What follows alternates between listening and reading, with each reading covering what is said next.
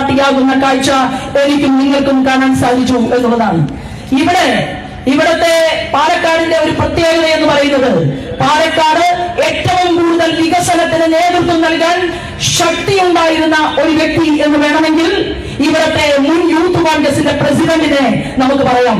ഇവിടെ നിന്ന് പാലക്കാടിൽ ജനപ്രതിനിധിയായി ജയിച്ച 13 വർഷം ഈ പാലക്കാടിനെ അഭിമുഖീകരിച്ച മുൻ MLA 13 വർഷമാണ് അദ്ദേഹത്തിന് 3 തവണയാണ് പാലക്കാടിലെ സാധാരണക്കാരായ ജനങ്ങൾ യൂത്ത് കോൺഗ്രസിന്റെ മുൻ സംസ്ഥാന അധ്യക്ഷനെ ഇവിടെ നിന്ന് ജയിപ്പിച്ച് MLA ആക്കി നിയമസഭയ്ക്കകത്തേക്ക് വിട്ടത്. എന്താണ് ആ 13 വർഷം പാലക്കാടിന്റെ മുൻ MLA പാലക്കാടിലെ ജനങ്ങൾക്ക് വേണ്ടി ചെയ്തത് എന്ന ഒരു ചോദ്യം, ആ ചോദ്യം ഉന്നയിച്ചുകൊണ്ടാണ് ഈ ജനകീയ സദസ്സിൽ ഞാൻ എന്റെ പ്രിയപ്പെട്ട ജനാധിപത്യ വിശ്വാസികളുടെ മുന്നിൽ നിൽക്കുന്നത്. 13 വർഷം ഷാഫി പറമ്പിൽ MLA ആയിരുന്നു. പാലക്കാട്ടുകാരെ പാതി വഴിയിൽ ഉപേക്ഷിച്ച് വടകരയിലേക്ക് വണ്ടി കയറിപ്പോയി. വടകരയിലേക്ക് വണ്ടി കയറിപ്പോയപ്പോൾ ഇവിടെ യൂത്ത് കോൺഗ്രസിൽ അല്ലെങ്കിൽ ഇവിടുത്തെ കോൺഗ്രസ് പാർട്ടിയിൽ കഴിവും പ്രാപ്തിയുമുള്ള നേതാക്കന്മാരില്ലാത്തത് കൊണ്ടാണോ ഒരു യുവാവിനെ തന്നെ വീണ്ടും പാലക്കാടില് ടിക്കറ്റ് കൊടുക്കണം എന്നാവശ്യപ്പെട്ടത്? ആ യുവാവിന് ടിക്കറ്റ് കൊടുക്കാൻ തീരുമാനിച്ചുകൊണ്ട് ആ യുവാവിനെ ഇങ്ങോട്ടേക്ക് വിളിച്ചു വരുത്തിക്കൊണ്ട് ആ ചെറുപ്പക്കാരൻ പരാജയപ്പെടുത്തിയത് ആരെയാണ്? ശ്രീമാൻ മെട്രോ ശ്രീധരനെയാണ്. ശ്രീമാൻ മെട്രോ ശ്രീധരൻ ഈ പാലക്കാടിലെ കർഷകർക്ക് വേണ്ടി പദ്ധതികൾ പ്രഖ്യാപിച്ചു.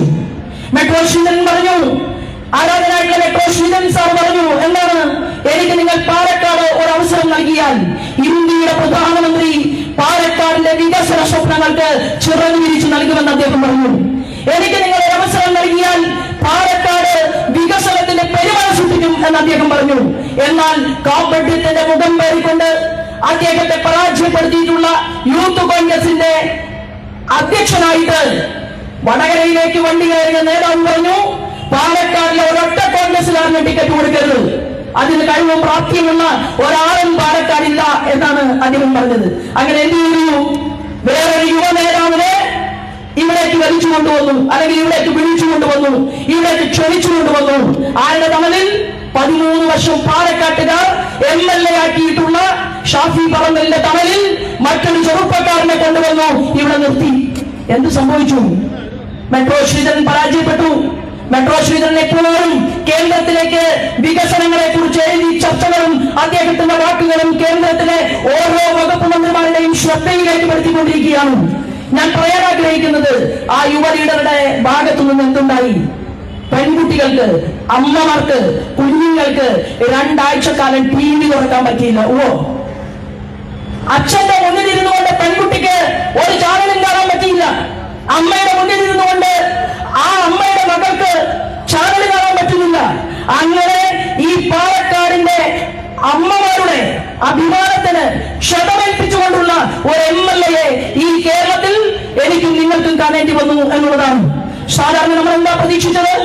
ഒരു പ്രസ്ഥാനത്തിൽ പ്രവർത്തിച്ചുകൊണ്ട് മുന്നോട്ട് പോകുമ്പോൾ ആ പ്രസ്ഥാനത്തിലെ യുവാക്കൾക്ക് മാതൃക കൊടുക്കേണ്ട ഒരു ലീഡർ മാതൃകയായിട്ട് MLA അദ്ദേഹത്തിന്റെ ആ കസേരയെ വിനിയോഗിക്കേണ്ടതിന് പകരം അദ്ദേഹം എന്തായിരുന്നു എന്നുള്ളത് ഈ കേരളത്തിൽ വിവിധങ്ങളായിട്ടുള്ള ചാനലുകളിലൂടെ വാർത്തകളുടെ രൂപത്തിൽ പുറത്തു വന്നത് ഞാനും നിങ്ങളും കണ്ടു. അപമാനിക്കപ്പെട്ടു പാലക്കാടിലെ ജനത, അപമാനിക്കപ്പെട്ടു കേരളത്തിലെ സ്ത്രീത്വം. കേരളത്തിലെ സ്ത്രീകൾ ഒന്നടങ്കം ചോദിച്ചു, ഇതാണോ കോൺഗ്രസിന്റെ മര്യാദ? ഇതാണോ കോൺഗ്രസിന്റെ രീതി? ഒരു പരിപാടിയിൽ പഴയകാല കോൺഗ്രസിന്റെ ലീഡർ ശ്രീമാൻ PJ കുര്യൻ ഇപ്പൊ വയസ്സായി. PJ കുര്യൻ പറഞ്ഞു, ഒരു കാരണവശാലും പാലക്കാടിലെ MLAക്ക് ഇനി സീറ്റ് കൊടുക്കരുത്. പിന്നെ PJ കുര്യൻ പറഞ്ഞു, ആ MLA കോൺഗ്രസ് പാർട്ടിയിൽ നിന്ന് ഈ MLA സ്ഥാനത്തു നിന്ന് രാജിവെപ്പിക്കണം എന്ന് PJ കുര്യൻ പറയുന്നത് ദൃശ്യമാധ്യമങ്ങളിലൂടെ നമ്മളൊക്കെ കണ്ടു. അപ്പോ പാലക്കാടിന്റെ MLA PJ കുര്യന്റെ ചെവിയിൽ ഒരു കാര്യം പറഞ്ഞു, നമ്മളൊക്കെ കണ്ടു അല്ലെ? PJ കുര്യന്റെ ചെവിയിൽ പാലക്കാടിലെ MLA ഒരു കാര്യം പറഞ്ഞതിന് ശേഷം PJ കുര്യൻ കമാനരക്ഷണം വേണ്ടിയിട്ടില്ല. ഈ പങ്ങാടിപ്പാട്ടെന്താണ്? എന്റെ കൂടുതൽ കഥകൾ വിസ്തരിക്കാൻ ശ്രമിച്ചാൽ PJ കുര്യന്റെ ചെവിയിൽ എന്താണോ പറഞ്ഞത് അത് തന്നെയാണ് അടച്ചിട്ട മുറിയിൽ പാലക്കാടിന്റെ MLA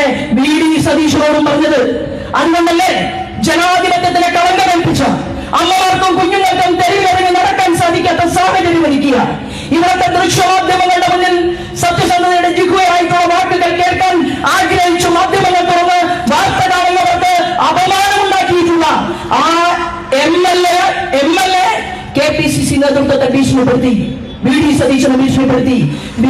ശ്രീമാൻ വി ഡി സതീശനും KPCC നേതൃത്വവും തിരിച്ചു നടത്തിയ പ്രതികരണം ഉണ്ടായിരുന്നു. അമ്മക്കിളി കുഞ്ഞിക്കിളിയെ സംരക്ഷിക്കുന്നത് പോലെയാണ് പാലക്കാട് തെറ്റ് ചെയ്ത MLA സംരക്ഷിച്ചുകൊണ്ട് KPCCയുടെ സംസ്ഥാന നേതാക്കന്മാർ മുന്നോട്ട് പോയത്. ശരിയല്ലേ? ഇതിനെതിരെ പ്രതികരിക്കേണ്ടവർ മാർക്സിസ്റ്റ് പാർട്ടിയാണ്. മാർക്സിസ്റ്റ് പാർട്ടിയുടെ അവസ്ഥ എന്താണ്? പാലക്കാടിലെ മാർക്സിസ്റ്റ് പാർട്ടിയുടെ ഒരു ഏരിയയുടെ ലീഡർ സംസാരിക്കുന്നത് കേട്ടു. തൊലി ഉരിഞ്ഞു പോകില്ലേ സ്ത്രീകൾക്ക്? മാർക്സിസ്റ്റ് പാർട്ടിയിൽ പ്രവർത്തിച്ച് ഇൻക്ലാബ് സിന്ദാബാദ് വിളിച്ച് ഈ പ്രസ്ഥാനത്തെ വഴി നടത്താൻ വേണ്ടി കർമ്മധീരമായി പതിറ്റാണ്ടുകൾ ആ പ്രസ്ഥാനത്തിന് വേണ്ടി പ്രവർത്തിച്ച സ്ത്രീകൾ എന്താണ് മാർക്സിസ്റ്റ് പാർട്ടിയുടെ ഏരിയ സെക്രട്ടറി പറഞ്ഞത്? മാർക്സിസ്റ്റ് പാർട്ടിയുടെ ഏരിയ സെക്രട്ടറി പറഞ്ഞു, തറവാട്ടിൽ പറഞ്ഞ സ്ത്രീകൾക്ക് മാർക്സിസ്റ്റ് പാർട്ടിയുടെ ഓഫീസിൽ കയറാൻ പറ്റില്ല എന്നാണ് പറഞ്ഞത്. പറഞ്ഞില്ലേ? അപ്പോ മാർക്സിസ്റ്റ് പാർട്ടി എന്ന് പറയുന്ന നിങ്ങൾ പറയുന്ന ഈ പ്രസ്ഥാനത്തിൽ പ്രവർത്തിക്കുന്ന എത്രയോ സ്ത്രീകളെ ഏരിയയുടെ നേതാവ് കളങ്കപ്പെടുത്തിയില്ലേ? ഏരിയയുടെ നേതാവ് കളങ്കപ്പെടുത്തിയപ്പോ നമ്മുടെ മാർക്സിസ്റ്റ് പാർട്ടിയുടെ സംസ്ഥാന സെക്രട്ടറി ഗോവിന്ദൻ മാസ്റ്റർ മിനിമം സ്ത്രീകളുടെ താല്പര്യത്തെ മുന്നിൽ നിർത്തിക്കൊണ്ട് അമ്മമാരുടെ ആത്മാഭിമാനത്തിന് വില കൽപ്പിച്ചുകൊണ്ട് മുഴുവൻ സ്ത്രീകളെയും അന്യായമായി അകാരണമായി വേദനിപ്പിച്ചവരെ പാർട്ടിയിൽ നിന്ന് പുറത്താക്കാനുള്ള നട്ടലുണ്ടായോ മാർക്സിസ്റ്റ് പാർട്ടിയുടെ സംസ്ഥാന സെക്രട്ടറി ശ്രീമാൻ ഗോവിന്ദൻ മാസ്റ്റർക്ക്? ഉണ്ടായില്ല എന്നതാണ്. അപ്പോ പാലക്കാടിന്റെ വികസന പ്രശ്നങ്ങൾ ചർച്ച ചെയ്യുമ്പോൾ, പാലക്കാടിനെ കുറിച്ച് സ്വപ്നങ്ങൾ നെയ്യുമ്പോൾ, പതിറ്റാണ്ടുകൾ മാറി മാറി പാലക്കാടിന്റെ ഭരണകൂടത്തിന് നേതൃത്വം കൊടുത്ത ഇടതുപക്ഷക്കാരനും വലതുപക്ഷക്കാരനും പാലക്കാട് നിയോജകമണ്ഡലത്തിലെ ജനങ്ങളെ അവരുടെ മുന്നിൽ നിൽക്കാൻ സാധിക്കുന്നില്ല.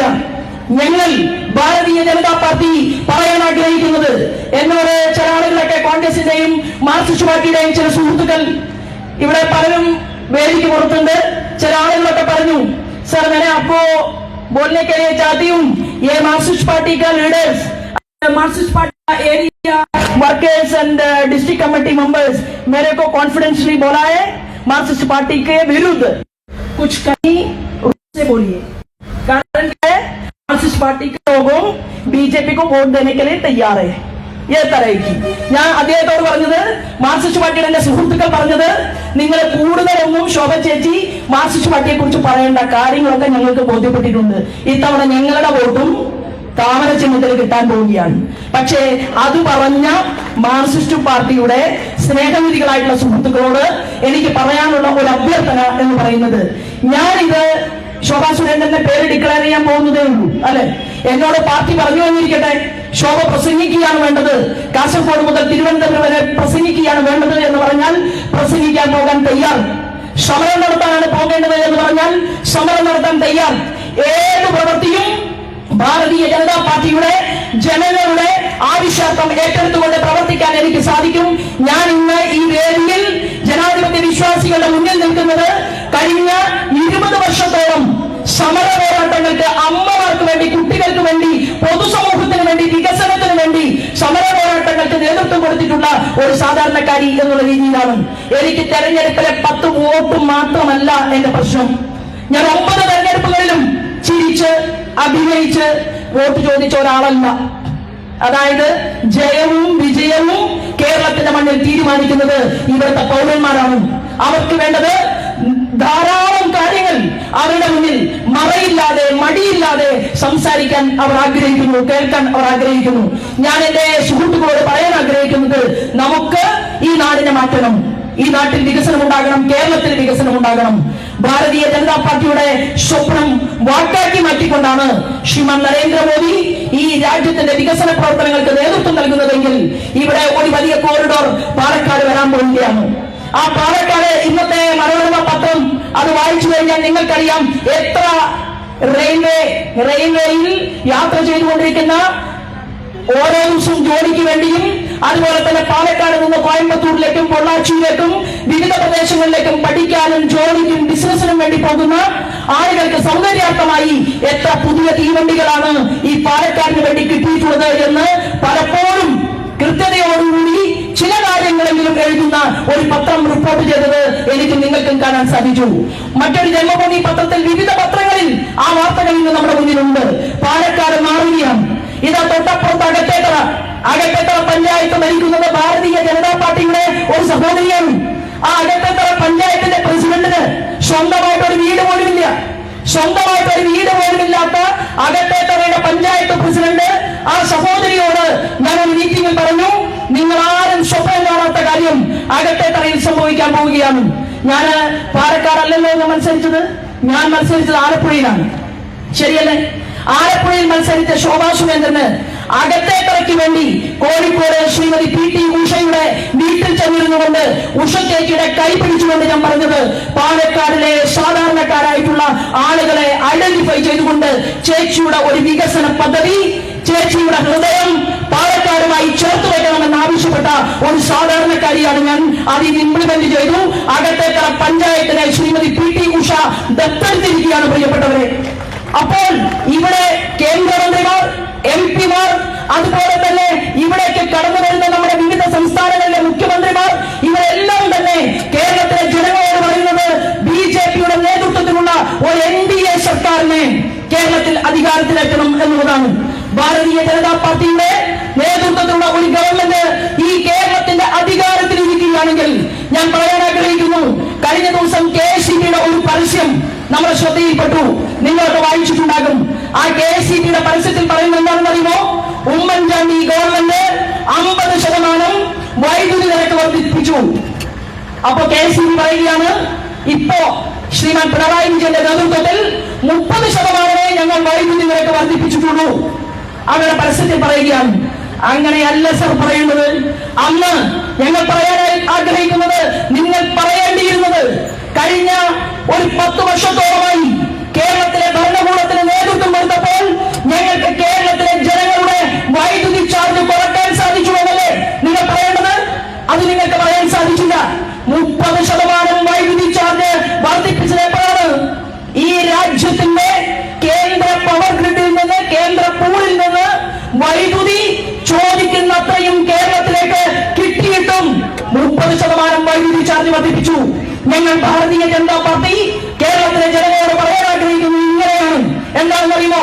ഞങ്ങൾക്ക് NDA-ക്ക് ഭരണകൂടത്തെ സൃഷ്ടിക്കാൻ ഒരു അവസരം നൽകിയാൽ 78,000 രൂപ ഒരു സോളാർ പദ്ധതിക്ക് ഒരു വീട്ടിലേക്ക് കൊടുക്കാൻ സൂര്യകർ പദ്ധതി കൊണ്ടുവന്നിട്ടുള്ള ശ്രീമൻ നരേന്ദ്രമോദിയുടെ പദ്ധതി കേരളം മുഴുവൻ ഞങ്ങൾ ഇംപ്ലിമെന്റ് ചെയ്യും. വൈദ്യുതി ചാർജ് 0% ഞങ്ങൾ കുറയ്ക്കുമെന്ന് പ്രഖ്യാപിച്ചുകൊണ്ട് NDA കേരളത്തിലെ വൈദ്യുതി ഉപഭോക്താക്കളെ ഓർമ്മപ്പെടുത്തും. ഞങ്ങളുടെ ഒരു വാക്കതാണ്.